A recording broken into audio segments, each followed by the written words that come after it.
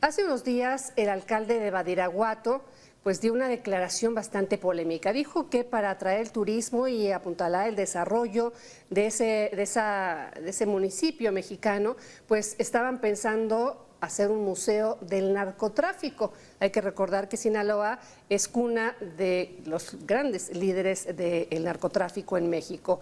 Esta declaración pues le costó bastantes críticas e incluso pues se desistió, dijo no lo estamos pensando, solo fue un decir.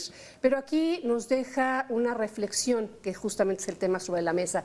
Estamos normalizando y estamos minimizando este tema tan grave para el país que es el narcotráfico. Yo les dejo pues la atención del auditorio, la cámara, el micrófono a Raúl Frías Lucio, director editorial de Mega Noticias, y por supuesto también a el analista Víctor Hugo Hernández. A los dos los saludo con gusto. Qué gusto, Marta, muchas gracias, te saludamos igual. Víctor, qué gusto saludarte, muy buenas tardes. Buenas tardes, Raúl, gracias, Martita. A ver, Badiraguato, de ahí es Rafael Caro Quintero, de ahí es el Chapo Guzmán, de ahí es también el Mayo Zambada. Sí, y bueno, pues una población, pero fíjate, Víctor, una población de apenas 26,000 habitantes, apenas 26,542 habitantes, que tiene 7,000 viviendas, 7,200 viviendas, y que por cierto, 14,000, hay 14,000, es decir, de los 26,000 habitantes, casi la mitad, 14,000, tiene algún programa social del actual gobierno federal. ¿Sí? Digo nada más como dato adicional, Badiraguato. Sí, y a ver, estamos normalizando esto y lo pongo sobre la mesa porque esta es una gran pregunta y un gran dilema que hemos tenido hace mucho tiempo los mexicanos con el tema de las series de narcos, que quieres ver series interesantes, emocionantes, las de narcos, y hay de todos los sabores y de todo tipo de producción.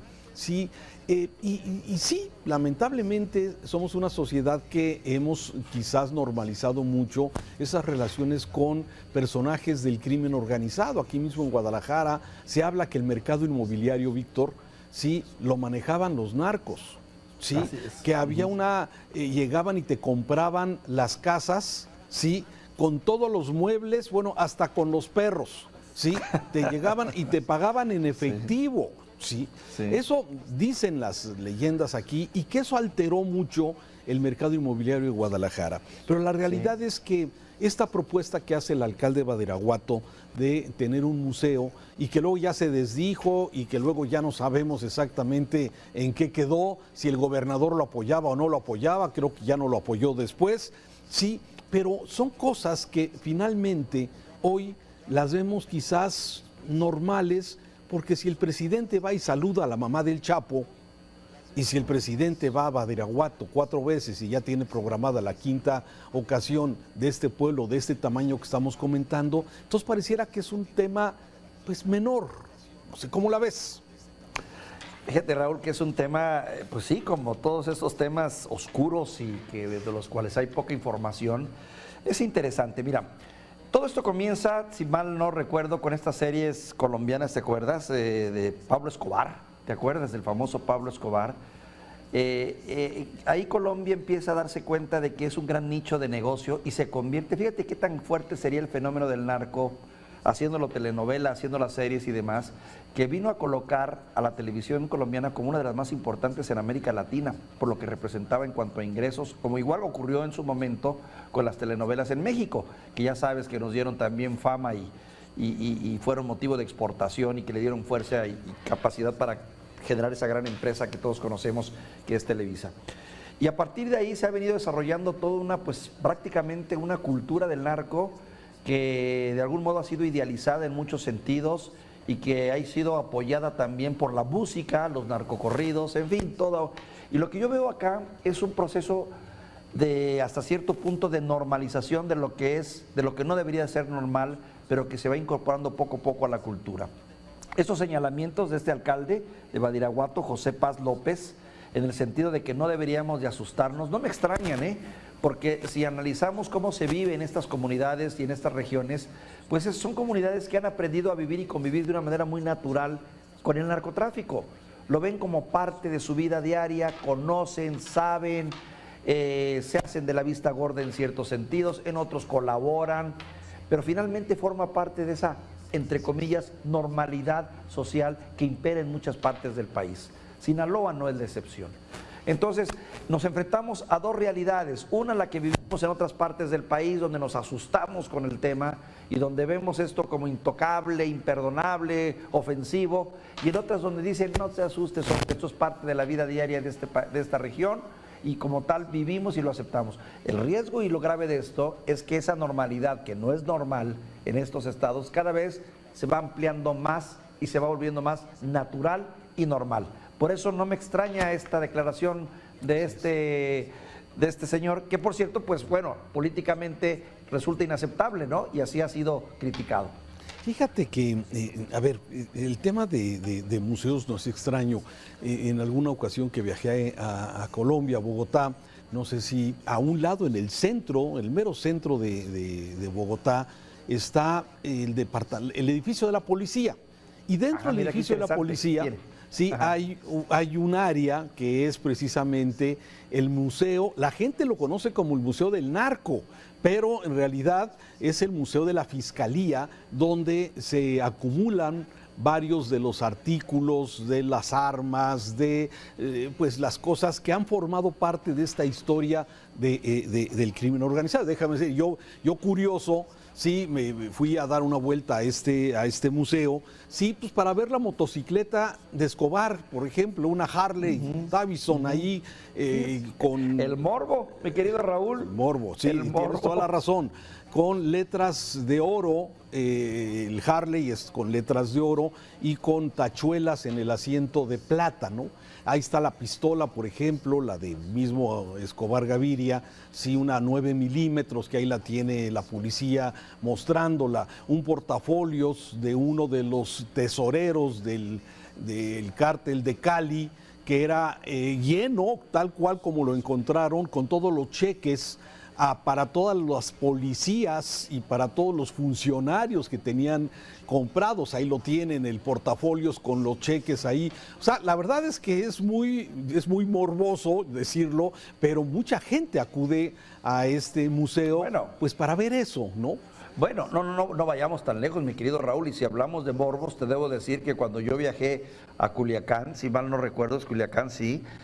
¿Sabes cuál fue la primera visita que hicimos? Ir a conocer el pequeño santuario que había en torno a este santo Malverde, que es el santo de los narcos. Así y me sorprendió, lo he visitado en 2 ocasiones. La primera, siendo reportero muy joven, me llamó la atención que era una capillita, era una cosa muy sencilla, llena de estampitas y de agradecimientos y de veladoras en torno a este santo. ¿Los favores? Bueno, a este personaje, ¿no? Que es santo para ellos, Malverde. Y después, hace unos años, ya tiene bastante también, que volví a visitar la plaza y volví a ir al lugar otra vez. No, hombre, era ya enorme, tenía unas dimensiones tremendas, había crecido de una manera impresionante. Pero sí, era el culto, ¿me explico? Mira, el culto, y la gente llega y tú ves llegar las camionetas y ves la gente y baja sus ofrendas, sus flores, las coloca y se van. Y está a unas cuantas cuadras de la presidencia municipal. Sí, el problema de esta narcocultura, Víctor, que yo observo, es que en muchos jóvenes se puede crear ese nivel aspiracionista que tanto existe, en donde pues ven dinero, ven autos, ven mujeres, ven alcohol, ven drogas, pero lamentablemente pocos son los que reflexionan sobre que todo esto, que es el crimen organizado, el narco, te va a llevar solamente a la muerte o a la cárcel. No hay de otra. O sea, quizás tengas algunos años de brillo, de buena vida, de brillo, como de glamour, sí, de acción, de aventura, de mujeres, carros, pistola. Pero a fin de cuentas, sí, vas a acabar en la cárcel o vas a acabar muerto, sí. Y esto de alguna forma es algo que no permea con la misma facilidad como sí estas series de crimen, sí estas propuestas que parecen interesantes y que seguramente provocan algún tipo de polémica, como esta idea de tener este museo de Badiraguato. Déjame termino con una anécdota aquí en Guadalajara. Sí, cuando hace tiempo, hace ya muchos años, pues también el crimen organizado y especialmente las grandes bandas de este señor que estamos viendo, Rafael Caro Quintero, los Arellano y todo, que se movían a sus anchas aquí en el estado de Jalisco, en la zona metropolitana de Guadalajara, ¿sí?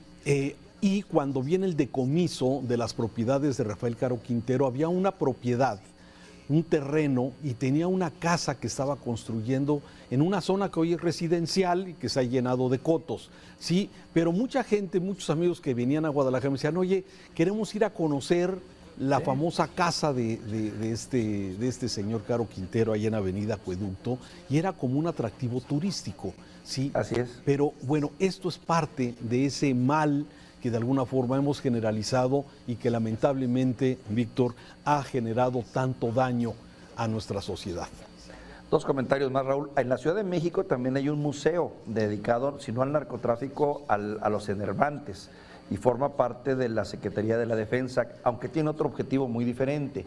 Más que nada, este museo está constituido y hecho para quienes tienen trabajos criminales, estudian ciencias de la criminología, gente ya muy especializada en ese tema. No es totalmente abierto al público y es un museo que también documenta cómo es el mundo de las drogas, por un lado. Y por otro lado, en cuanto a lo que dices tú de los niños, sí es un dato preocupante que debemos ponerle particular atención. Mira, tengo el dato del Observatorio Nacional Ciudadano y de la Red de los Derechos de la Infancia en México, REDIM, que explica recientemente en noviembre que existen en México 4 millones de niñas, niños y adolescentes de entre 5 y 17 años que se encuentran en situación de riesgo de ser reclutadas o utilizadas por agrupaciones delictivas, porque no solo es ese glamour y ese mundo fácil que dicen ellos, ¿qué hago? ¿Una vida de miseria o 1 año, 2 años de buena vida? Que optan por 1 año, 2 años de buena vida, sino es todo un contexto social, de arrope social, de protección, de formar parte de algo, de ingreso, de falta de oportunidades. Es un tema complejo, mi querido Raúl, que no debemos olvidar. Muy complejo. Víctor, gracias. Ya es viernes y bueno, vamos a ver si disfrutar el fin de semana, pero antes enterarse correctamente de la información aquí en Mega Noticias. Te mando un abrazo, Raúl. Gracias. Buenas tardes.